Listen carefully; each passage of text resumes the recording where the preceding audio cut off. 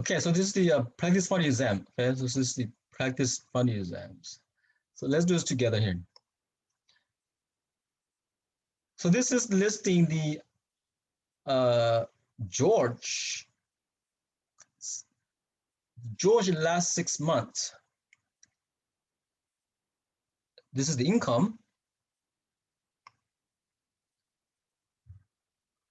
They want you to find the median, mean, and range. Okay, so for this, so hopefully you remember how to do this. Now the thing about this is that this have two options.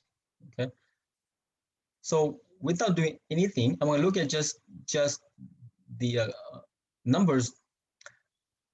I'm going to compare them. Okay, so the mean is the same number.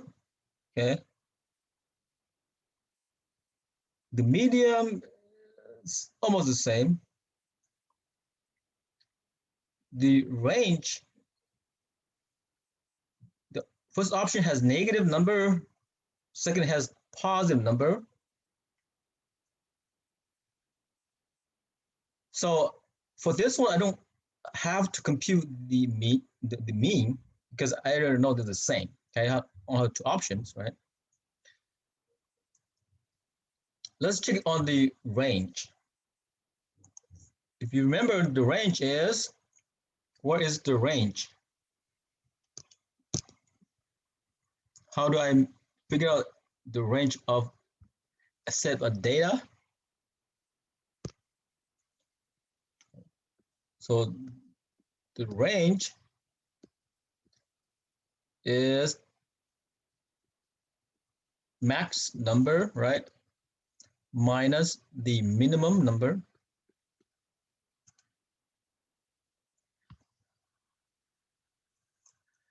Now, look at this right here.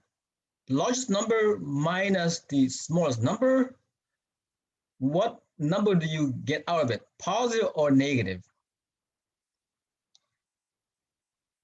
Well, if you take the largest number minus the smallest number, then you're going to have a positive number. So right away, you don't even have to do the number here. You just simply say that the range is positive number. So this is this option. Okay. If you want, you can go, well, what is the maximum here?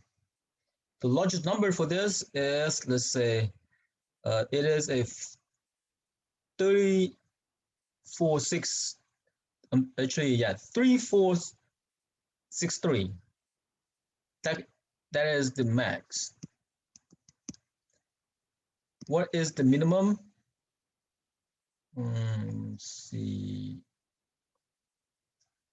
2117. Subtract those two, and you should get 1346.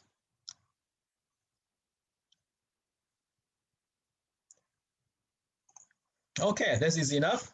Let's go to the next problem. So this is chapter, I believe, was 2 or 3, right?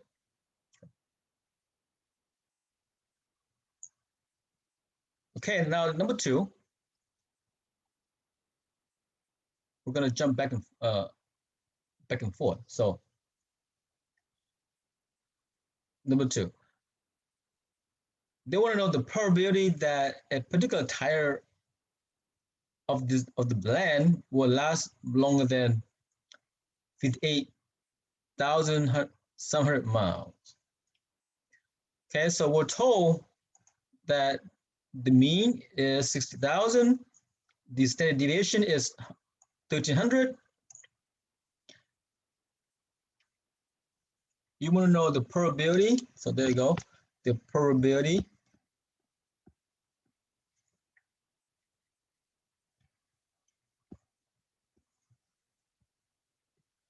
P of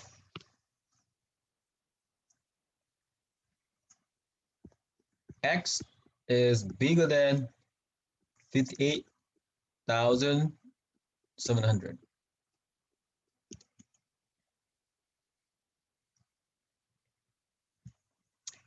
Okay, look up your z-score.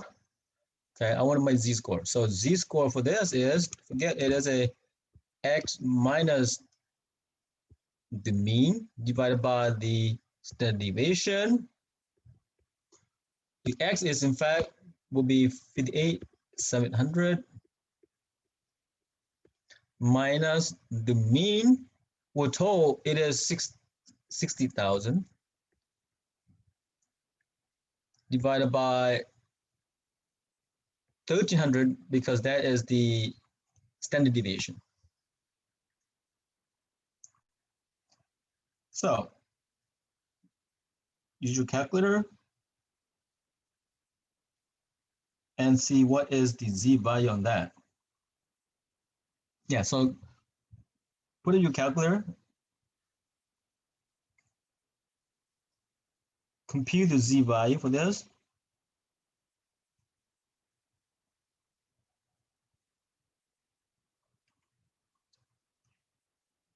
And you should get -1.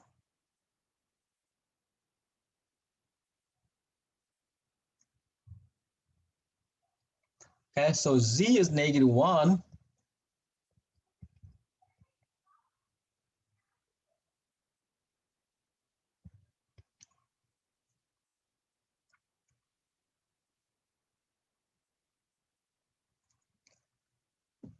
Okay, so that means I want to know the z of, the probability of z is bigger than -1.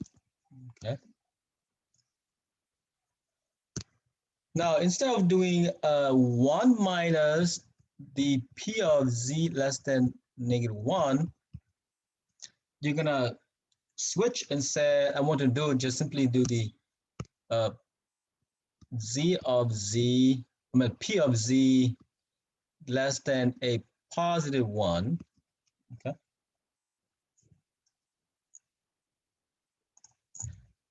I just flip right here. I want -1. This is bigger. Longer than means bigger, right? Okay. So well, it changes to be an opposite of -1 is +1, and opposite of bigger than is less than. So we're gonna use this. Okay. Look up your table when z is less than 1.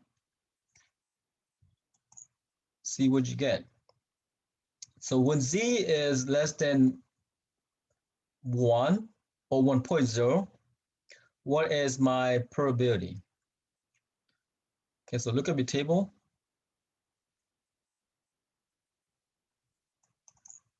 You should get what you should get.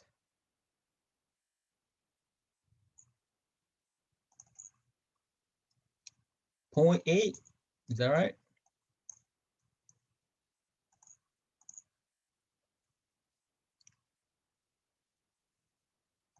Z is less than 1.0, should get 0.8431, actually 0.8413.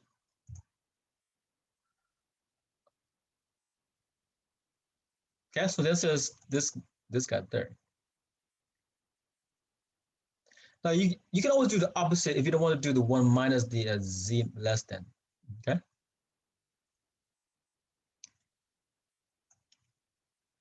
Okay, so that's hopefully easy enough. This is the normal distribution idea. Okay.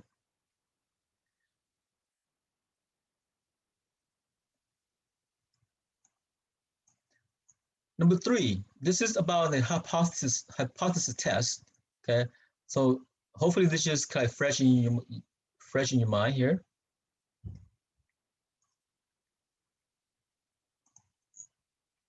So look at this problem. This guy writes an article and claimed that less than 16 in 10,000 mile, oh shit, 10,000 male fireflies are fireflies are unable to produce light due to the genetic mutation. Okay. So the claim says P is, right, because it's 16 out of 10,000. So you talk about probability less than. Now, if you remember, less than, okay, 16 in 10,000. That's what we're told. P.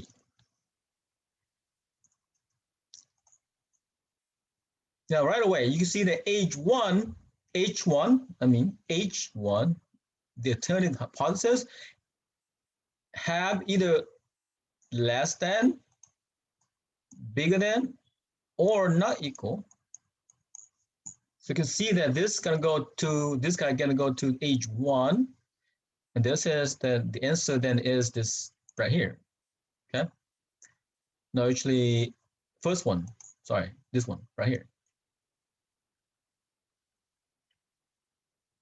So P less than 0.0016 for H1. This is equal, so that's correct, and the rest are wrong. Okay, that's straightforward. Next problem. Here again, read this carefully.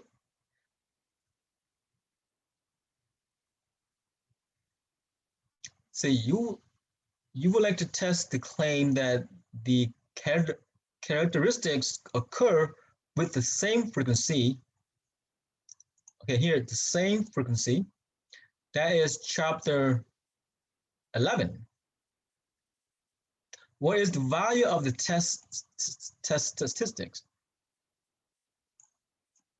Now, if you remember that, hopefully it's still fresh. This is a goodness of fit test. G of fit test.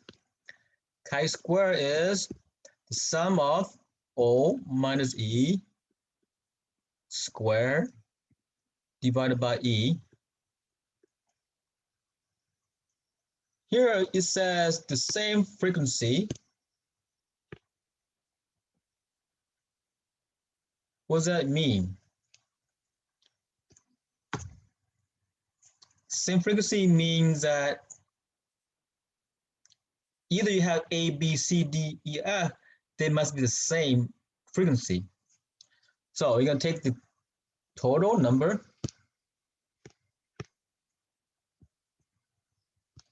divided by how many characteristics you have. So N over K. That is your E. And they're all the same, so E. All right, so let's add up. Let's add up those numbers. So let's add up the 20, 8, 30, 45, 48, 39, 39. So let's get your calculator. Add those up. The total is 229. What is K? How many letters you have there? How many characteristics you have? F. No, F. A through F. So 1, 2, 3, 4, 5, 6. So 6 is a K.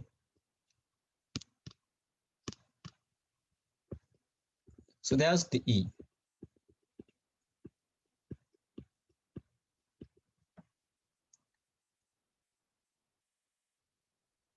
Divided by 6.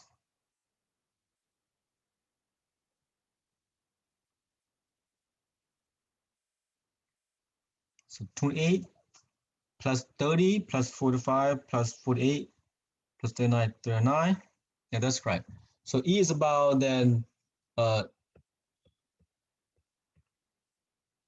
38.166. Now I'll go ahead and just drop this to be 38. Okay. So that is your E. Okay. If you remember, you go one at a time. Okay. So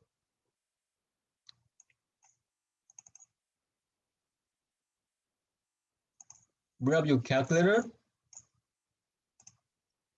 and let's do that.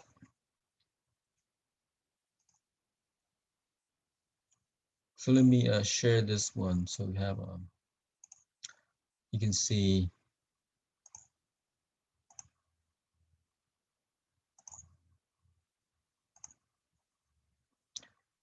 Let me share my everything here. So you see both the okay.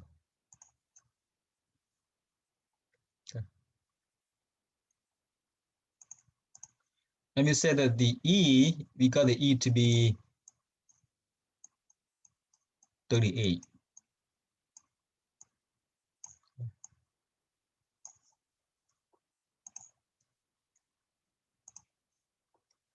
And don't forget that the chi-square is the sum of O minus E square over E. Okay. So right here you go O. So first O is the 28. So 28 minus 38. Right? Close it. Square divided by E. Now the fact that E is the same number throughout, I'm gonna go ahead and ignore the E for now. Okay, so we go 28 minus 38 squared. Everything, the E will be 28, 38 right there. Okay. So keep going. The next number is 30 minus 38 squared. Okay, keep going. So here I put in my calculator right here. So we'll go 30 minus 38 squared plus next 45 minus 38. So 45 minus 38 squared. Okay. Plus next 38 minus actually 39, this is all minus 38. Again, you don't have to do every time like this. You just do it here right away, right? Here, 39 minus 38 is 1. 1 squared is just 1. Okay. Next, same thing. 39 minus 38 is 1. 1 squared is still 1. And that's it. Now the sum is 215 divided by 38. So that is about 5.678 here. Yeah. Now the fact that we got V close here is because we routed number.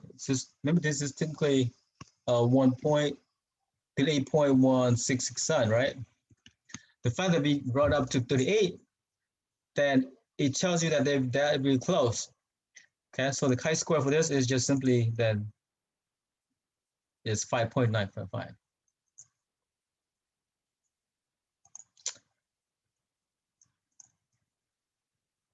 All right, next problem.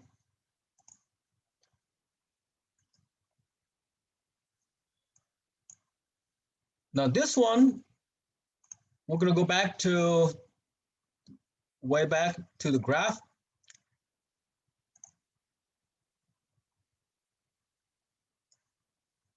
So here they give us the data.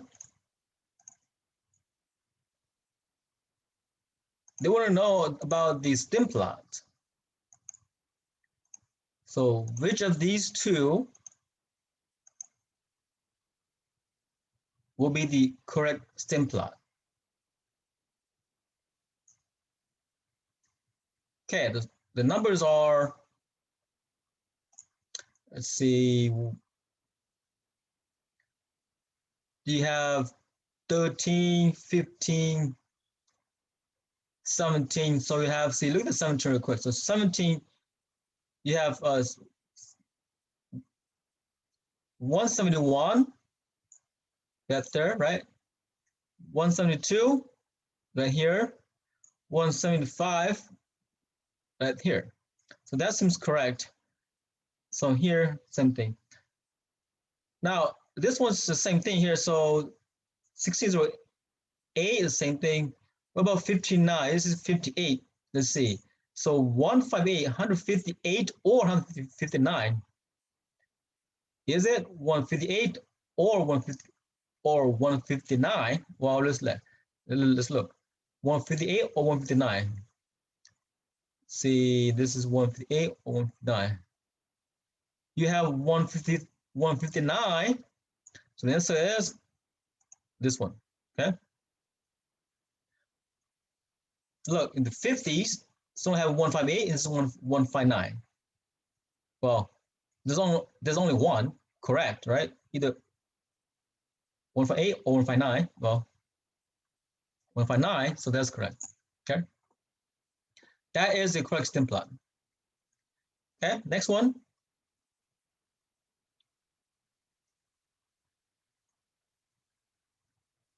This one here is the confidence interval for the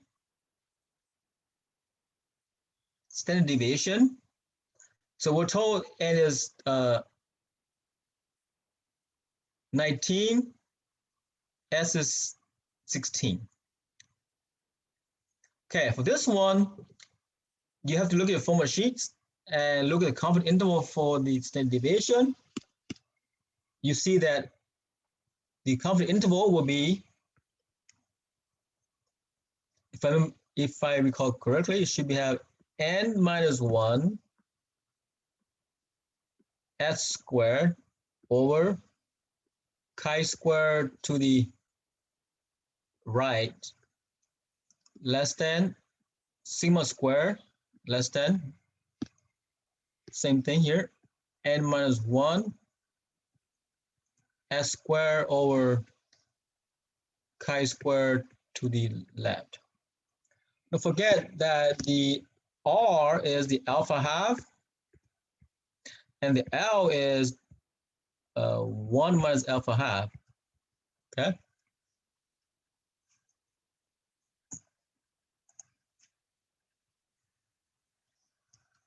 All right. 95% tells me that alpha is 0.05. I mean 95%, right? 0.05. Because 95% is 0.95, so alpha is 0.05. Okay. So alpha half for this will be 0.025. So now you see the alpha half is 0.025.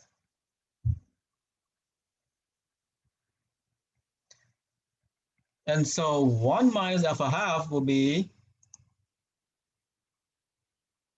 1 minus 0.025 will be 0.975.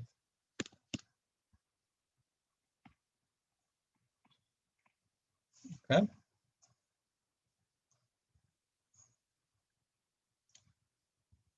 So go looking for chi-square of 0.025.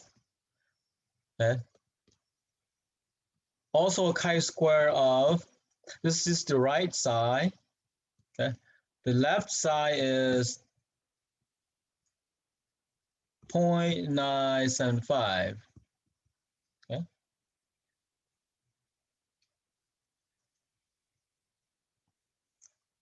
Next, I want to know degree of freedom. df will be what? df for this is simply n minus 1. So this is a, n is, well, here we're told to be 19 selected, so n will be 18.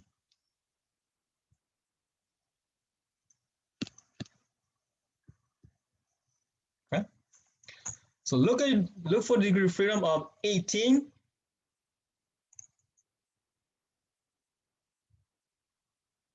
Error to right is 0.025 and 0.975.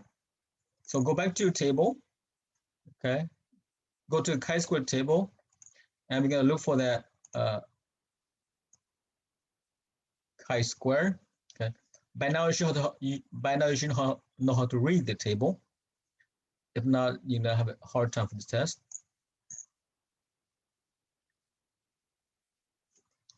Okay, so you should get,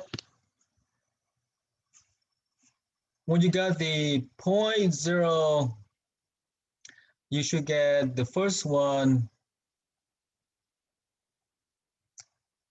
18 degree freedom is 18.025. That will be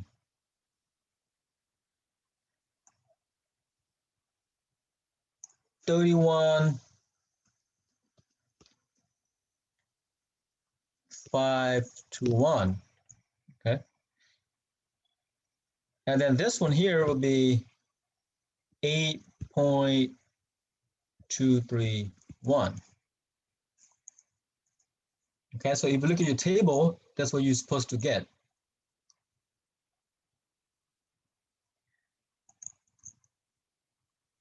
Now we can plug those in.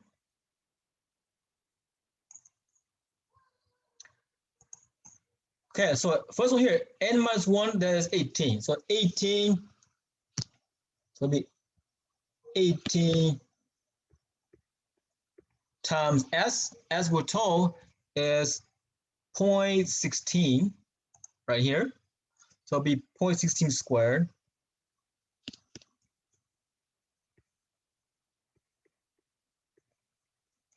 Divided by chi-square to the right, that is 31.521. So 31.521.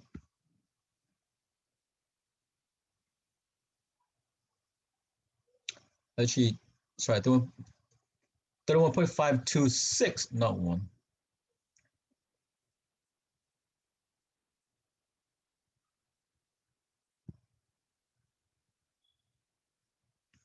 It's a 6, not a 1. My bad.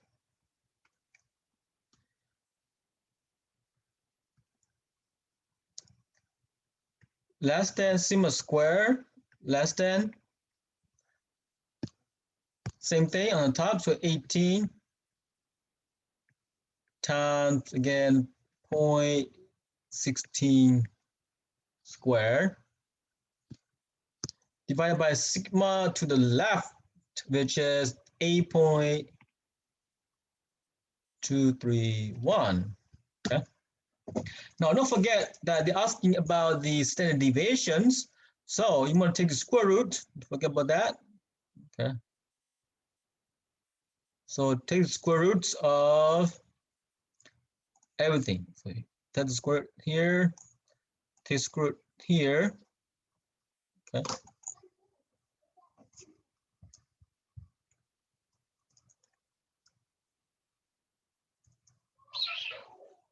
All right, so now you can put in your calculator now, right? So the square root of 18 times 0.16 squared divided by 31.526.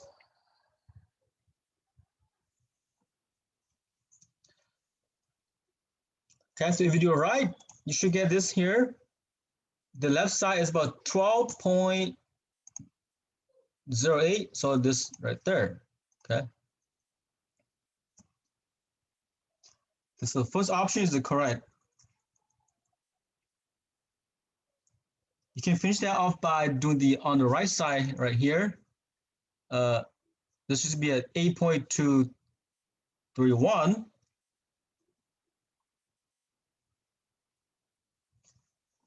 And it is 0.236, so that's correct. Okay, so this is correct answer here. Okay, so that is the confidence interval for standard deviation. Okay, don't forget, this is all about variance. You want standard deviation, you want to take the square root like this. Okay.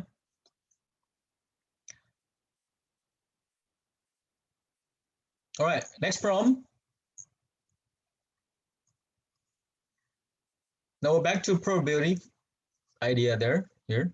So a spinner has equal region number 1 through 21. What is the probability that the spinner will stop on an even number or a multiple of 3? Okay. So let's look at that even number. So from 1 through 21, we'll get, let's see, even number. So we're going to go, let's just say A is the set of the even number. So that we'll get, you will get what the even is 2, 4, 6, 8, 10, 12, 14, 16, 18, 20. 21 is not even, so we're going to stop there. What about B? B says a multiple of 3. Okay, now you're going to know what that is. Multiply by 3 at a time. So you start with 3. Multiple of 3 means you start with number 3. So we're going to start with number 3. You're going to times by 2. So 3 times 2 is 6. 3 times 3 is 9. So in other words, you're going to keep, you start at 3 and you keep multiplying. So you keep adding 3 every time. Okay, that is a multiple of 3. So 3, start with 3. At 3, 6. At 3 again to 6, 9. At 3 again to 9, you got 12, and so on. And so on. 12, 15, 3 more, 18, 3 more, 21. Okay. So those are your set of data. A represents the number even number from number 1 through 21. B represents the multiple of 3 from 1 through 21. The question is, what is the probability of A or B in this case? Okay. A or B, or both, if you read it that way.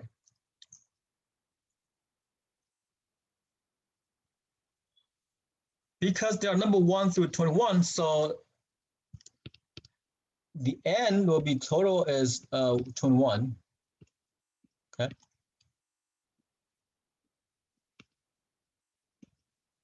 The question is, how many are even?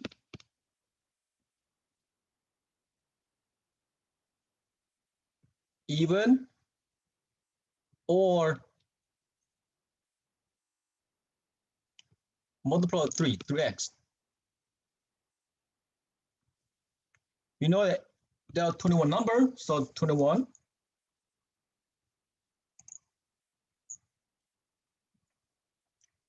Or just means that either the set A, set B, or both. Okay. In fact, because or, then either one of those is good. Okay. Except the duplicates. Okay. So we have, see, 1, 2, 3, 4, 5, 6, 7, 8, 9, 10. Okay, so 10 numbers even. For this B, you have 3. So 1, 2, 3, 4, 5, 6, 7. So let's count the all. Okay, so 1, 2, 3, 4, 5, 6, 7, 8, 9, 10, 11, 12, 13, 14, 15, 16, 17. There are 17 of both even and multiple of 3. 17 or 16? 17. So 2, 4, 6, 8, 2, 4, 6, 7, 8, 9, 10. 1, 2, 3, 4, 5, 6, 7. 17, my bad. So there are 17 numbers that are either even number or multiple of 3. Now, because I don't want duplicates, okay? So, is there any duplicates between A and B? Let's say 3 is not in 3 is not in A, huh? 3 is in A, but 6 is. So 6 is duplicates, okay? About 8 is not 9, 10, 12, also another duplicates. 14, no, 15, 16, 18, another duplicates. So we have 3 duplicates, okay, 3 of the same number, so I'm gonna subtract 3 in here.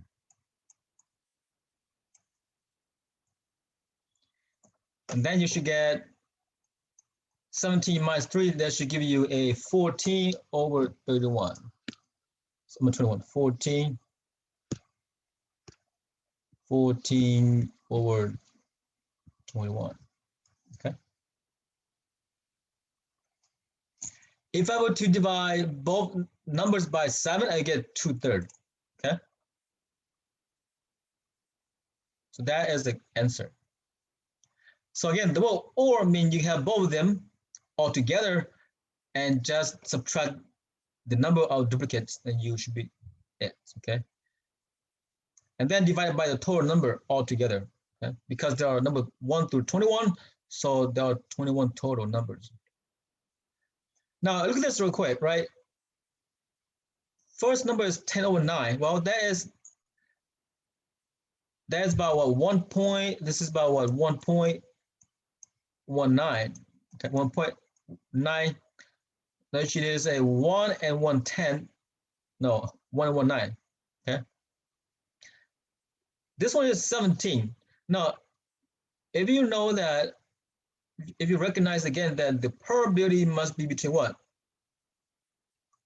Any probability must be between 0 and 1. That's it, okay? So right away,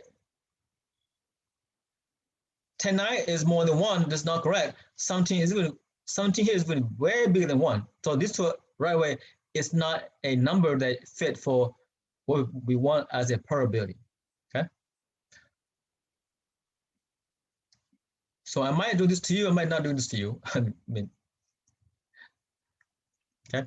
But this is how you do the process, okay? Here. So sometimes it's good for multiple choice questions. You just have to think a little bit, well, you just have to remind yourself that you can only have 0 and 1 as a probability, okay? I don't know, you may not be like this on the HO exam, but okay, next problem.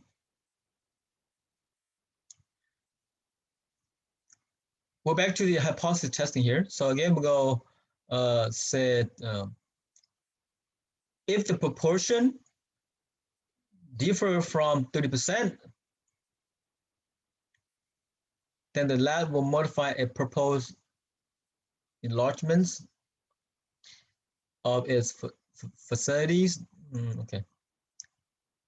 Suppose that hypothesis test Yeah, suppose that a hypothesis test is conducted and the test statistic is 2.5. Find the p-value of the two-tailed test. Well, that's easy, right? This is about what? Proportions, isn't it? Yeah, proportions. So right away you see that the test statistics here will be your z.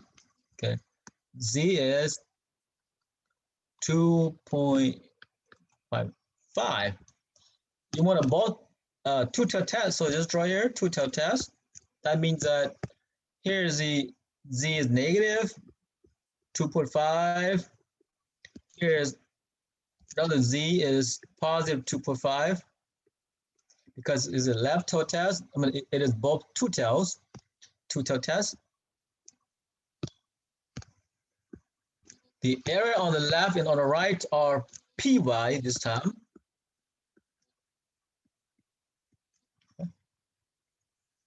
Usual table, go to the table, look for the area to the left of z negative 2.5.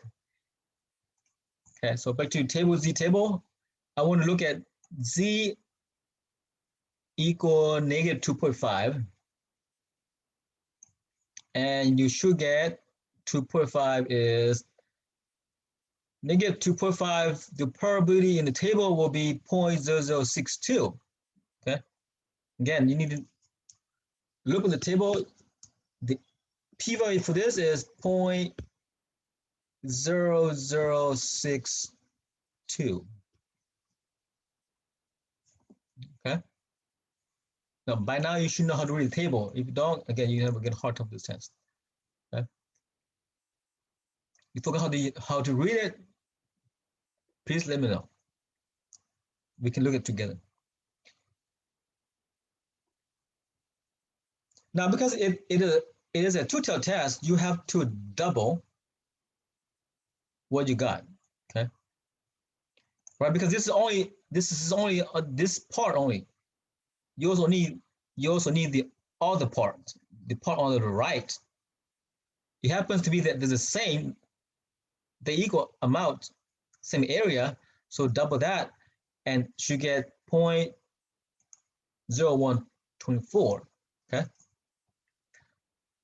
So 0.0062 times by 2, or double this area, double it up, right? Added by the same number or times by 2, you get 0.0124. All right, next problem. Here they give you a frequency table. Okay, you gotta read this thing. Okay, you got to read this thing. Okay, what are the class limits of the third class? And we're told that it is between 18 and 21. So look at this, 18, 21, right there.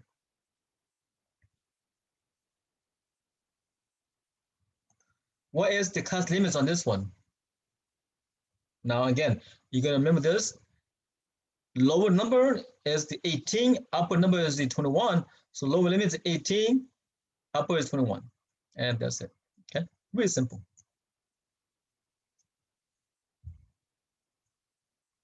They just want the class limits between 18 and 21. So 18 is the upper limit, 21 is the, actually 18 is the lower limit, and 21 is the upper limit. All right, this is easy. Next, they want to compute the mean of the discrete probability distribution here. Okay, now you can look at your table. I'm gonna look at formula sheets. Okay, maybe you can use that for the test. If I recall this correctly, without looking at the formula sheets. If you don't remember, print it out, use it. Okay. Go to the discrete probability section, and the mean will be the sum of x times p of x. That's easy, right? So here's my view, x is 1, so we're gonna go 1 times 0.26. Okay, so here, like this, plus next 6 times 0.05. Okay, so finish up on that. Okay, so take your calculator.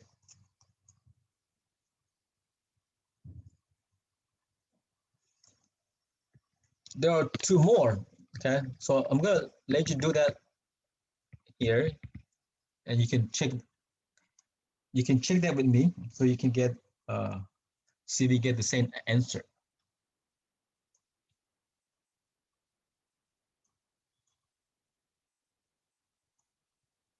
All right, so let's see, 1 times, let me bring my calculators up. 1 times 0.26 plus 6 times 0.05 plus 7 times 0.12, 7 times 0.12 plus 10 times 0.57.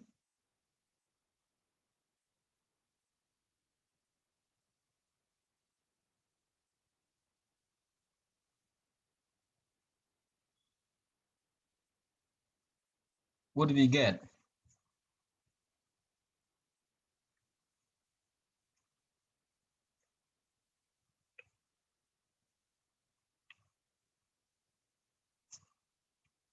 I got a different number than they gave us. Why is that?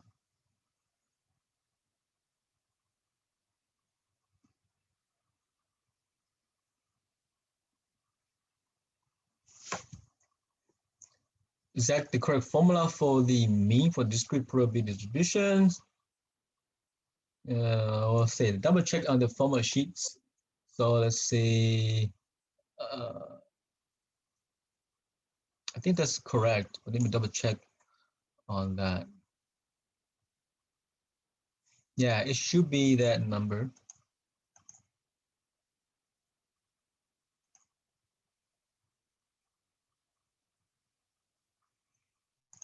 Okay, so let me share this here.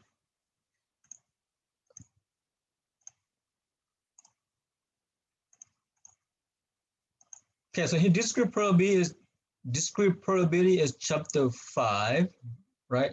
Mean probability distribution. So it is, yeah, x times p of x.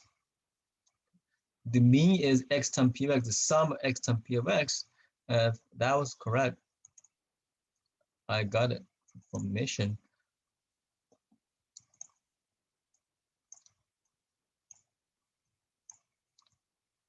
But how come it's not correct? How come that's not correct? How come it is not correct? So here again, the formula is correct. Double check that. So mu is the sum of x times p of x. Okay. So again, we go 1 times, so 1 times 0.26 plus 6 times 0.05, and then 7 times 0.12. Last one is 10 times 0.56, 0.57.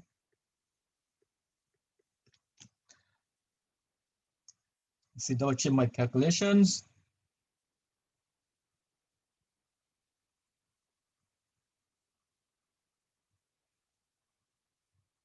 You should get, I did something wrong, my calculator here, should get 7.1, okay? So I just did wrong, my calculation. So if you did it correctly, you should get 7.1, okay? I did a typo here because I put 5.7 instead of 0.75. Okay, so that is the discrete probability distribution, okay? The formula is not that bad.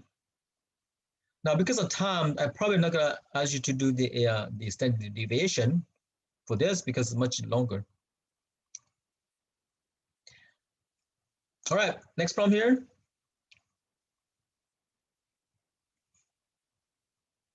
Okay, here again, they want us to do a confidence interval. For this one, they do it for the mean. Okay, so construct a 99% confidence interval for the mean. So a group of 19 employees has the mean of 22.4 and the standard deviation of 3.8 years. Well, let's see, n is 19, okay. A group of 19, so that's the sample. So X bar is then 22.4. And then S is 3.8. Okay. Now, if you remember that the confidence interval for this is for the mean. So we're going to have X bar plus or minus E, which is E, and the E is, it's a T of a half, don't forget about that, okay, times by square root of, no, times by, okay, so double check your formula sheet, see if you get it correct, okay, that should be, I believe it was S over the square root of N, okay, but that's the E.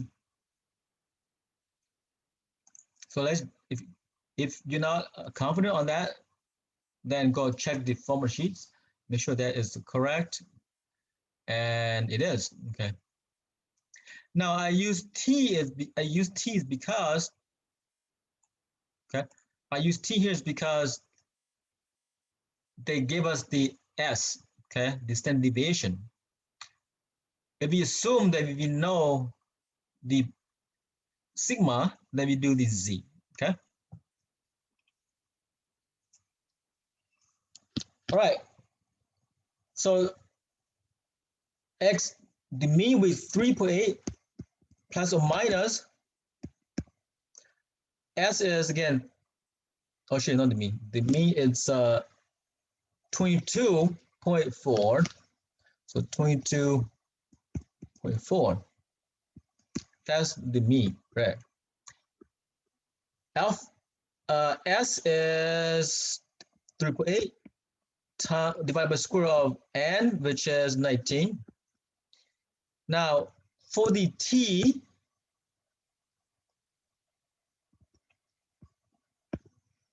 we need to know the alpha half, okay?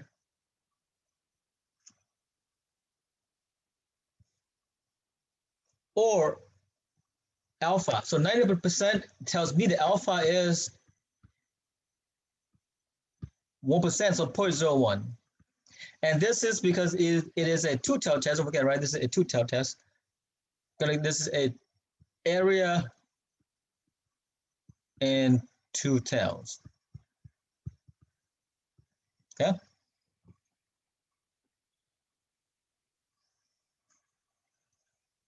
And the degree freedom for this df is again n minus 1. So it is, this case is 18. All right, so go to the T table, look for the area, look for the degree, degree freedom 18, and the area in two tails is 0.01. And you go to table, you should get area in two tails is 0.01. Okay. DF is 18, so it's 2.878. So this T is this. It tells me the T alpha half here will be 2.878. Okay. So times by 2.878. And that is your confidence interval for this one.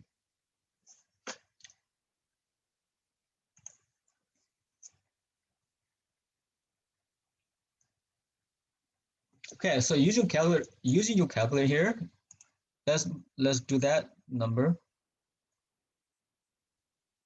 2.878. So 3.8 times, actually this 3.8 times 2.878, and then divided by the square of 19. Okay. If I do that, then I got my this guy here is about 2.5089. Okay, so that's my E.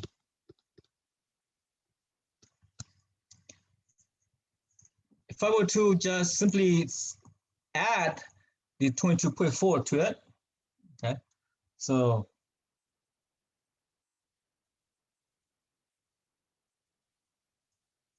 I should get 24.9.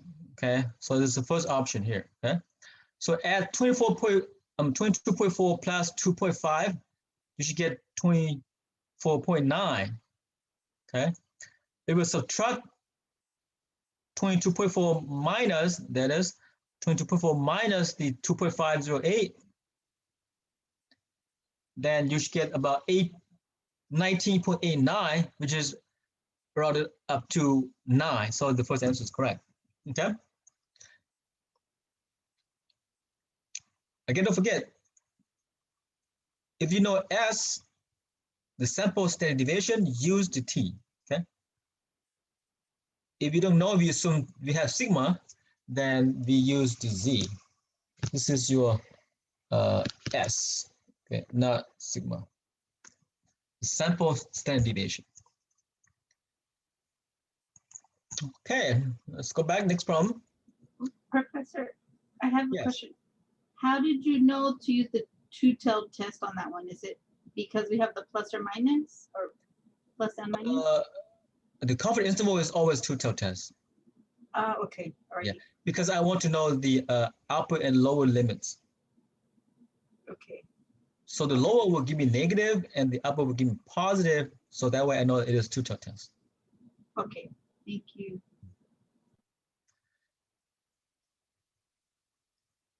Okay, number 12. Hopefully this is easy. Hopefully this is easy by now. Okay. So we'll give us H1,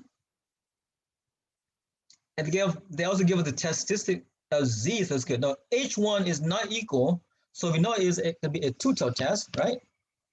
And so it's a two-tailed. And we're told the Z is 0.78.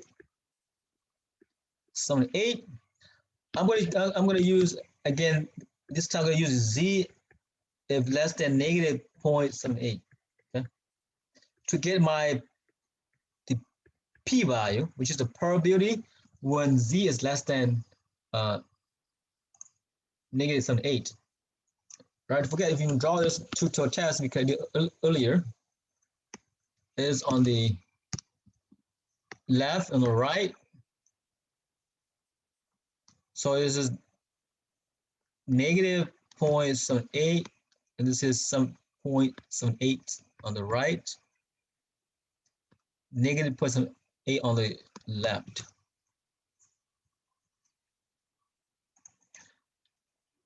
Okay, so go to table, Z table, go to negative 0.78 or negative 0.78. It is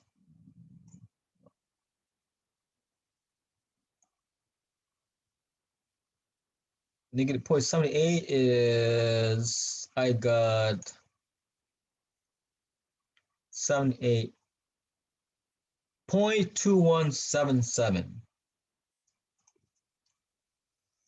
So this area is 0.2177. This is just the area on the left, okay? I have to double that. So now that should be 0.4354. Okay. So this is your p-value now. The p-value should be 0.454. I mean 4354. If you take this 0.2177 times by 2, you should get that number. Now the question is, are we reject or not? Okay, don't forget, if p-value is bigger than alpha, then you fail to reject. Where is the alpha? Well, alpha is the significance level. So it is alpha is 0.05.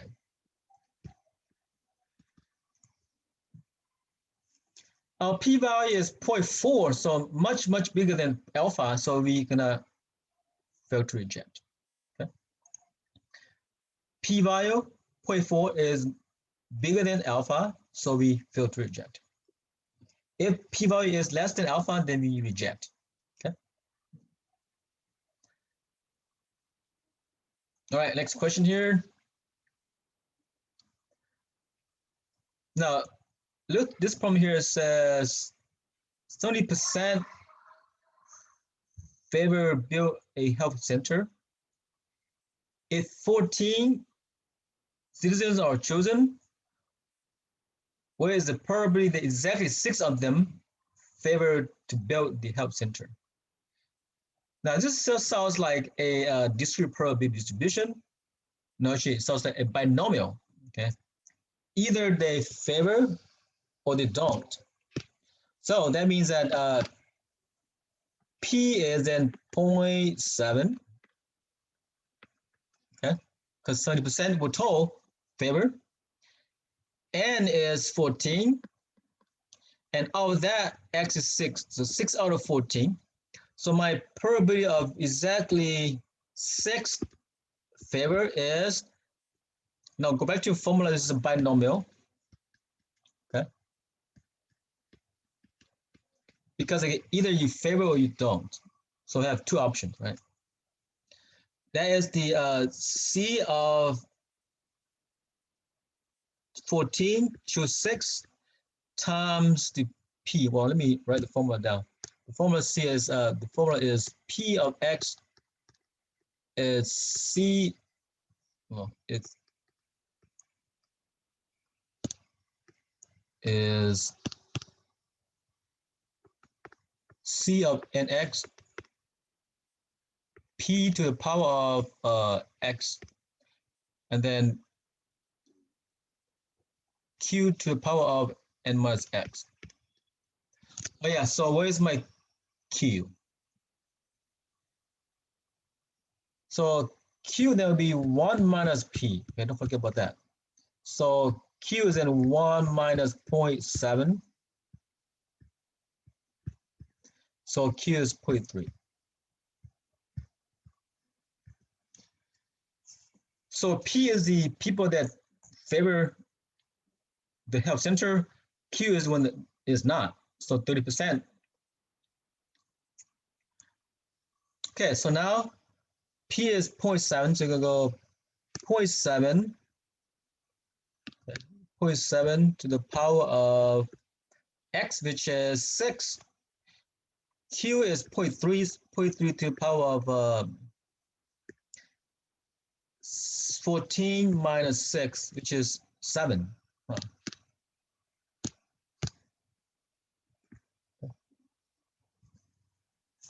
So now use your calculator.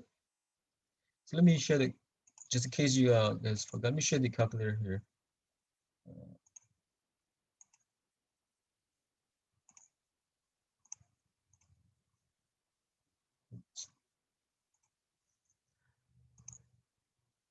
Oh, well.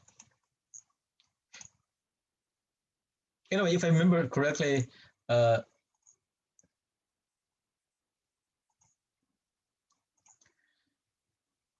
14 is,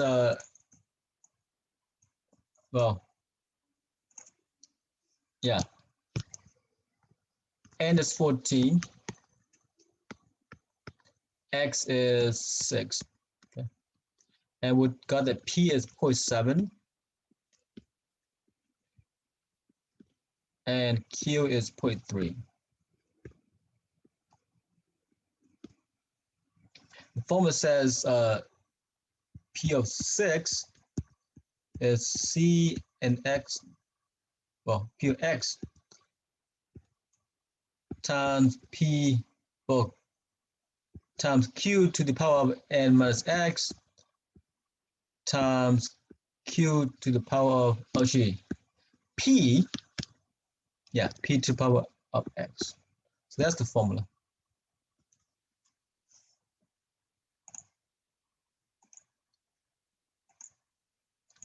All right, so we got those. We're gonna put this in your calculator. We're gonna go put, I'm gonna do the C first. So we're gonna do 14, okay? And then we'll go to, let's see. I wanna go to probability, so we'll go to math, here, math. I go to the PRB, probability, gonna choose this NCR. Okay, so I put 6 X. Enter. That's gonna give me the C of combination of 6 choose 14 is 3003 times P will be 0.7 to the power of X, which is 6, and then times Q, which is 0.3 to the power of N minus X, which is 14 minus 6, it is 7.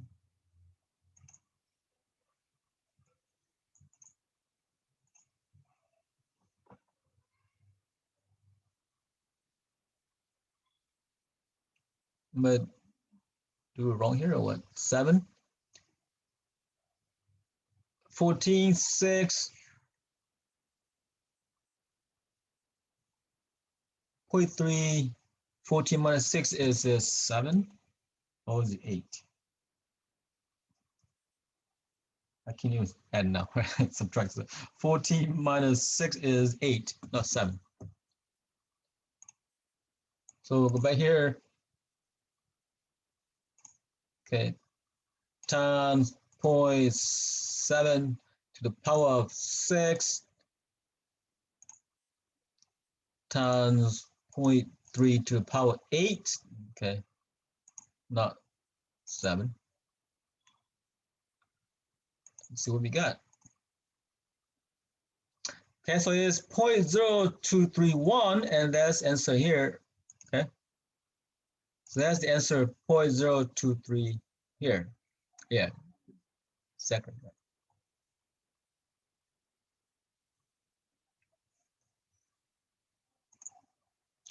All right, so that's good. Hopefully you still remember some of those. Hopefully you still remember. All right, next one here, then.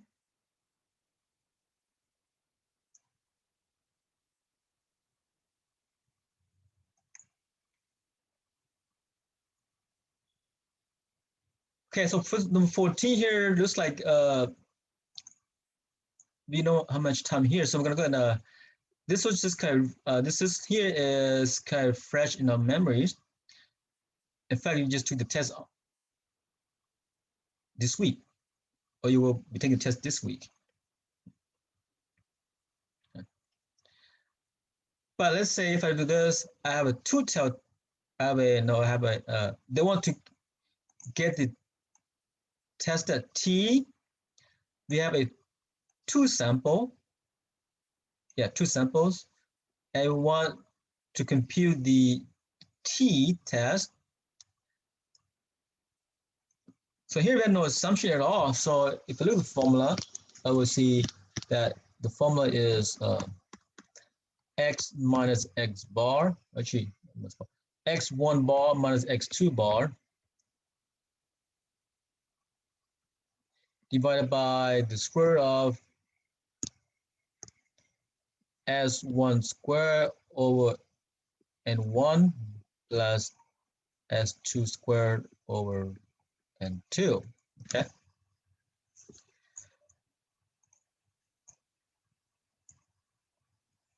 So here, you know, must as well show the calculator, right? See what we have.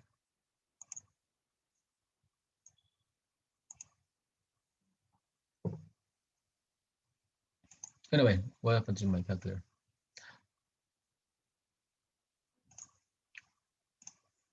Okay, so double check your formula sheets, and again, you should get x bar 1 minus x bar 2 over the square root of s1 squared over n1 plus s2 squared over n2. That's your t. So you can double check on that in your formula sheets. That is correct. If not, you want to make sure you got it right.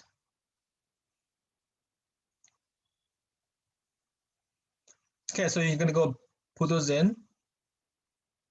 Let me go double check that. See if you get it. See if I've got it right or wrong. It is, looks like it is. It is correct. Okay. Remember, you ignore the you remember that mu1 minus mu2 will go to 0.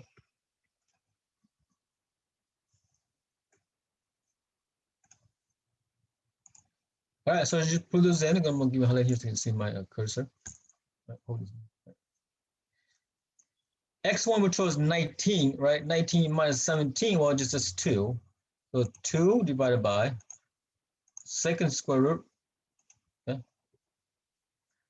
S1 squared, well, S1 is 1.5, so I'm gonna put parentheses here first. So 1.5 squared divided by n1, which is 2.5. Gonna close that. Plus S2 squared, well, x2 is 1.9, so 1.9 squared divided by, this is the 2, okay? So it'll be 30.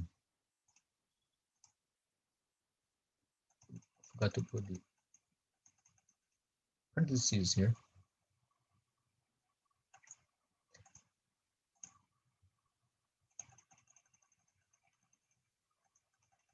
And so the we're done here. We're gonna get closing, gonna get out of the square root. Okay, so it is a 4.360. So right away you can see this right here. Okay, so that's correct formula for this. Yeah. Okay, next one here. So okay, let's keep a couple of problems, especially those that carry still fresh on memories.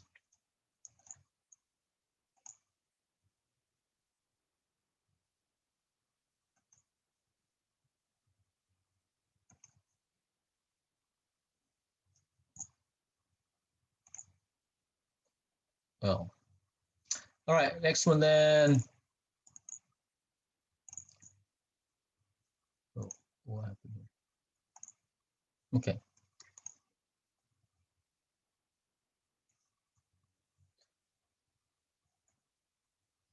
Okay, for this one here is a critical value.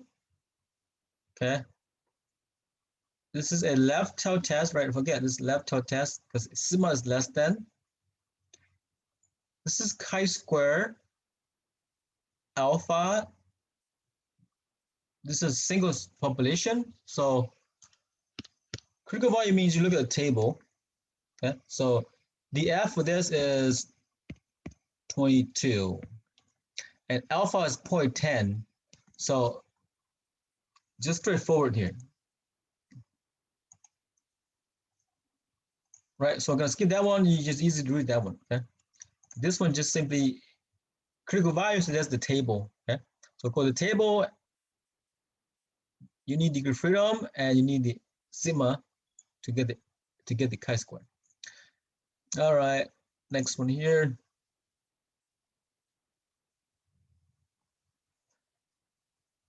Okay, here another probability here. Okay, so probability, another probability. So a single die is rolled twice. Okay. for the probability of getting a 2 first time and a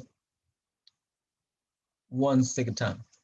Now, if you remember that this is a, if you roll a dice, right, twice, so each die is different, each time is different.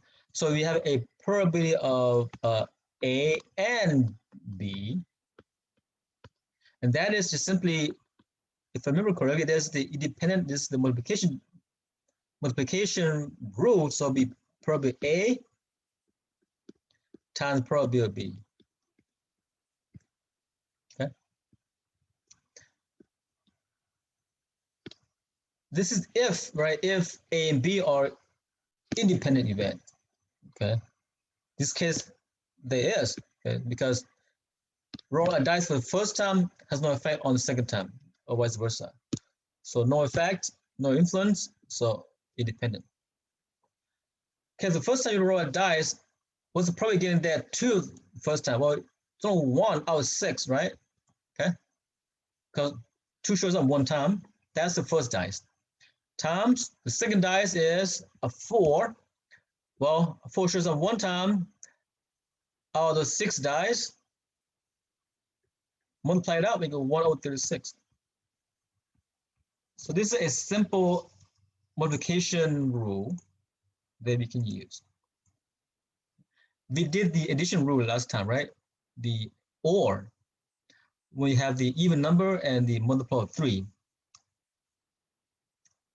A spinner from number 1 to 21.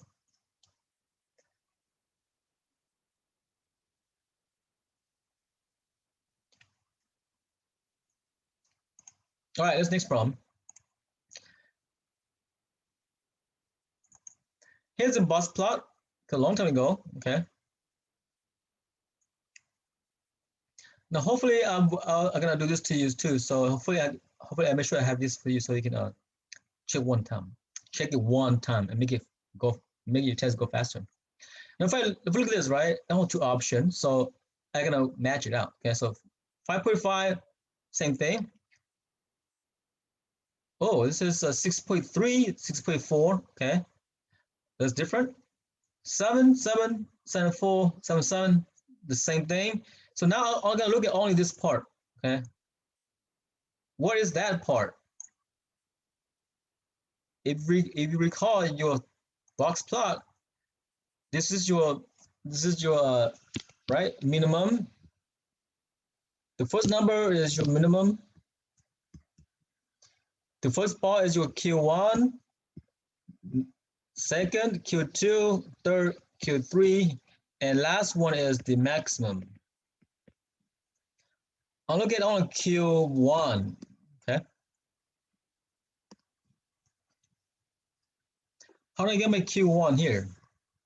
Well, you have 30 people, right? 30 number.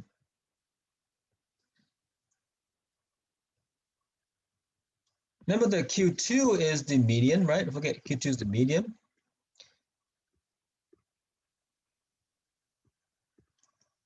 So you have a 30 number. If I take 30 divided by 2, I got 15. Okay, so I take half of n, which is 15. It tells me that I have about 14 on the left, 14 on the right. Okay, so I say, okay. It's about have 15. So I'm gonna go 1, 2, 3, 4, 5, 6, 7, 8. This was a 2, 4, 6, 8, 10. So again, 14 so all the way through here. Okay. This guy also have 4, yes, 10, yeah, 30, yeah. So each row has 10 each. So we're gonna go 10 from 8.7 all the way through. That's 10. We'll go 1, 2, 3, 4. So the medium is right there in between the 2. So we have this guy here, right? We have this guy right there. That is the medium. Well, in fact, median is the halfway, so we're gonna cut it in half. We're gonna go cut it in half right there. Okay. If you recall, Q1 is the medium, right? Is the medium of the first half. So here's my first half. For number all the way through here, that's my first half. Okay. Q3 is your, all right, Q3 is your median for the output with the second half of the data. So this case, I'm only interested in Q1 because I want to know if it is a 6.3 or 6.4. Okay. All right, here we go. What's 14 now, right? It's say it's 15, huh? It's 15. So 1, 2, 3, 4, 5, 15, yes. Okay. For this box, just find the median for this box. Well, let's say I want 5 on the, I go 5 on the left, right? 5 here on the left. So I want 5 here on the right, so it goes down here, 5. Say 1, 2, 3, 4, 5, 6, 7, and 6, 7. So it looks like the median for this case is right here, 6.4. Okay. In other words, there are 15, so there are 7, right? So 1, 2, 3, 4, 5, 6, 7. Okay. Let's say 1, 2, 3, 4, 5, 6, 7. So that's right. So 6.4 is right in the middle. That is the median of the lower half data set. Then that is your Q1, and that is the second option. Okay.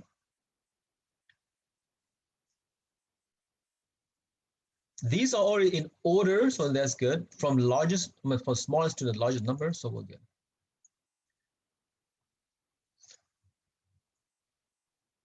Okay, so that's hopefully ring some bell in the bus plot.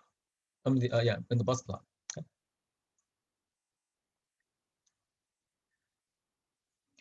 Okay, now for this one, very carefully asking you only compute, find the critical value. Okay. It doesn't ask you to find the test statistic. So critical value is easy, right? I want alpha. I want degree of freedom. Very simple. And look at the table, and it should give you the critical value chi-squared. Pretty easy. Alpha for this is 0.01. That's easy, right? Now, what's my degree of freedom for this? This is it depends test. Okay, so go to your formula sheet and look at the independence test.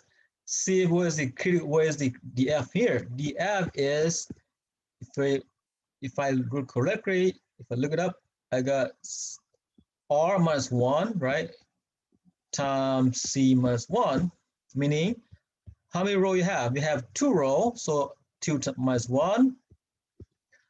How many columns do you have? You have, in this case, you have 3 columns, so 3 minus 1. So it is a 1 times by 2, so it is 2. So the df for this is just 2. Okay, so with this, look up your table, and you should get your number of your chi-square. Okay.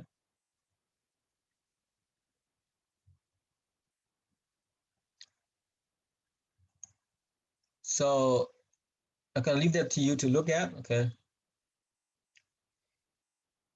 Well, I couldn't resist, but 0.01 df is 2, and I got 9.21.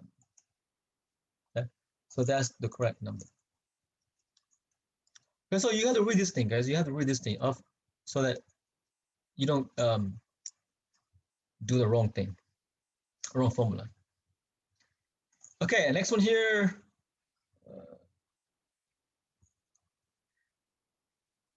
They want you to find the variance, the sample variance for this one. Okay.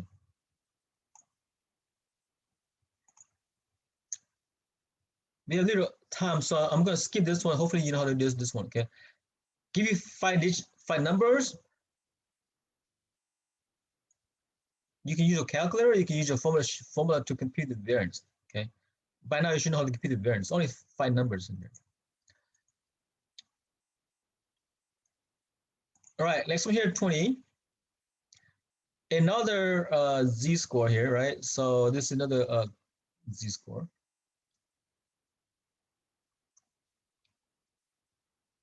Compute the z-score for 7 minutes worth of advertised time. Okay, so again, it's just simply straightforward. So we're told that on average time is 17. So that means that sigma, the mu is 17. Okay. This one does not say a sample, so it just says a station. The average broadcast time for every station, I guess. So it is a sigma, mu population. So that 17 is the mean or the average, and this sigma is 2.2.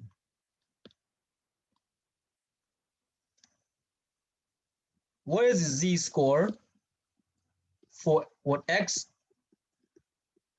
is 2? Well, it is 7. It's easy, right? Z is x minus mu divided by sigma. Very simple. So 7 minus 17 divided by 2.2. Okay.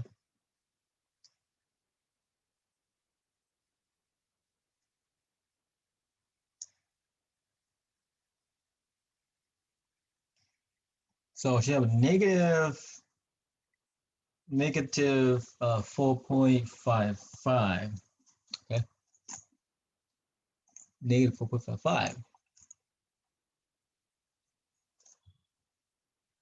Okay, next one here. Okay, this one show up in your homework and your last exam. Okay.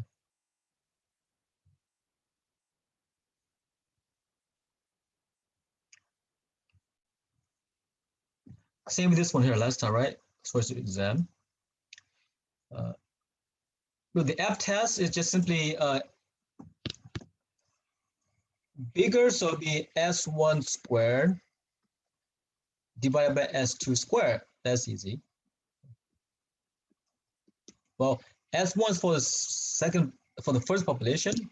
So that is 34.1 squared divided by this is your F test divided by 25.5 squared. Okay, so that's easy. So let's see, 34.1 squared divided by 25.5 squared. And you should get 1.8, actually 1.788. So the answer is F is 1.79. Okay. That's an easy one. All right, next one here, we'll come back to do this one a little bit here. 23. Here are the ones to know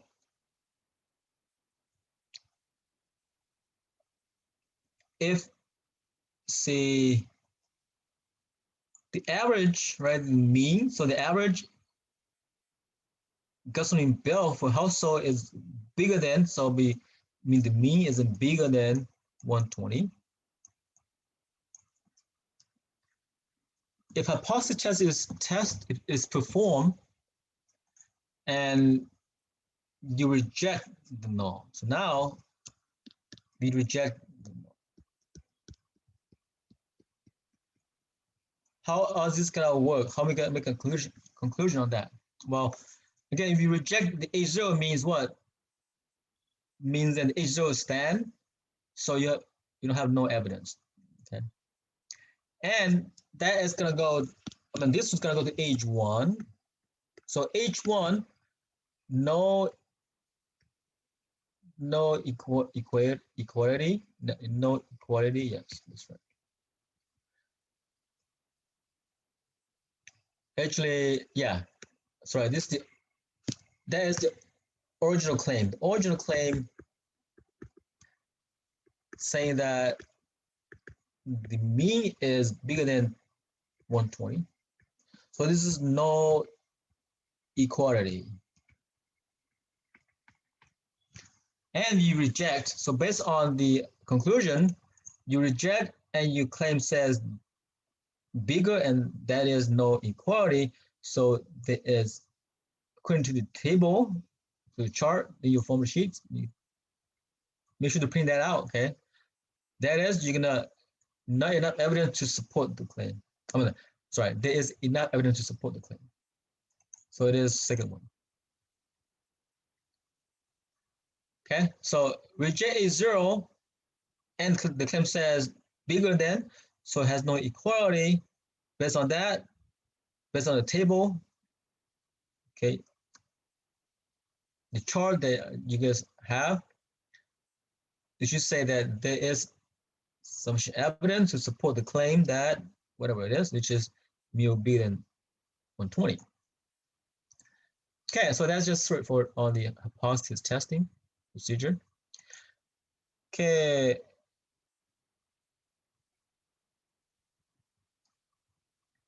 Right here again, this is your p-value for this. Okay, by now, hopefully you know some of this stuff, right? Hopefully you used to remember some stuff.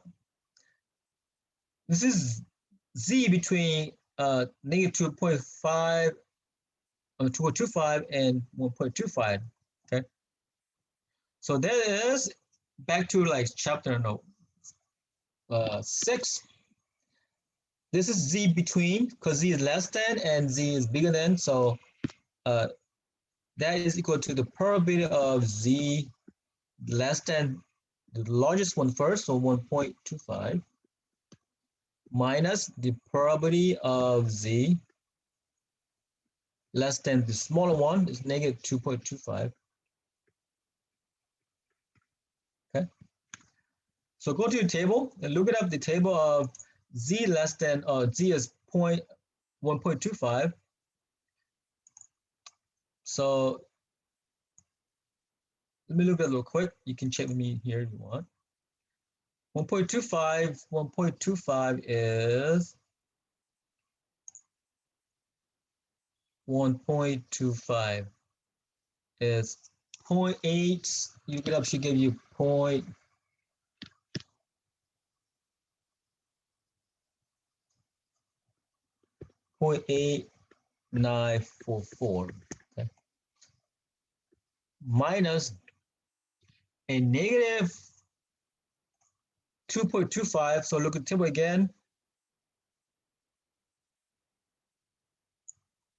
Negative 2.25. That should give you negative 2.25. That should give you the 0.0. Okay, look it up. Double check that with me here. 0.0122.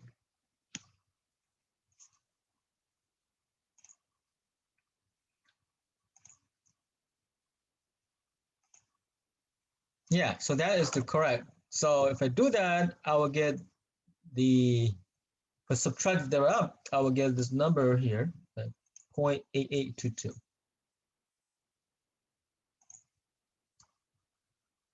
Because this is kind of a while back, chapter 6, so that's why I'm gonna go over this real quick. Okay, again, the table less than on the table only gives us the error on the left side, and that's why you want to know z less than every time.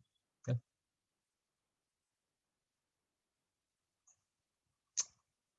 Okay, so hopefully you still remember this stuff right here. Let's go back to this from here.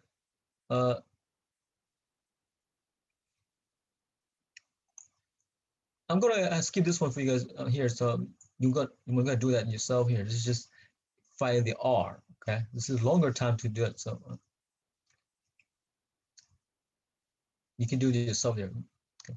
Here, I'm gonna go over this real quick here. Last minute, last question here. Okay. This is chapter 11. So determine the expected count for each outcomes. Okay, well, which is correct one? Here you have the PI, okay? Here you have 300.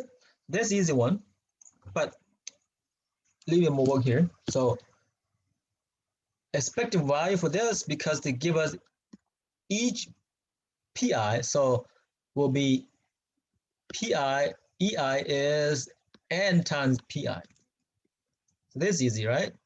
So the first one is, then you take this one here is times by 300 each time. Okay. In other words, you just take this, because you're going to go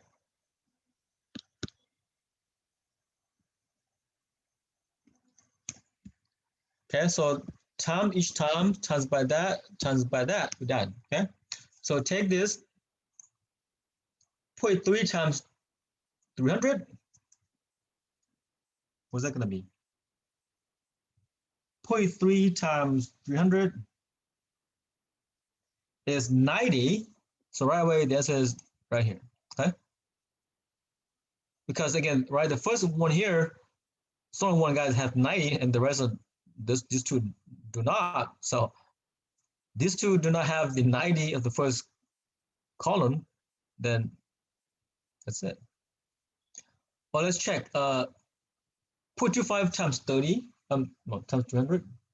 So 0.25 times 300 is 75. That's correct. 0.25 times 20. Actually, 0.2 times 300 is 60. So this is correct.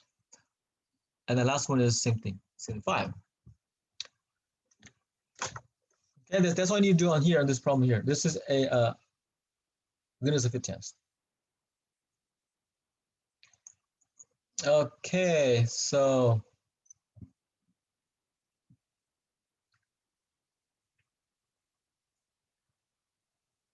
there's a brief summary of this practice final.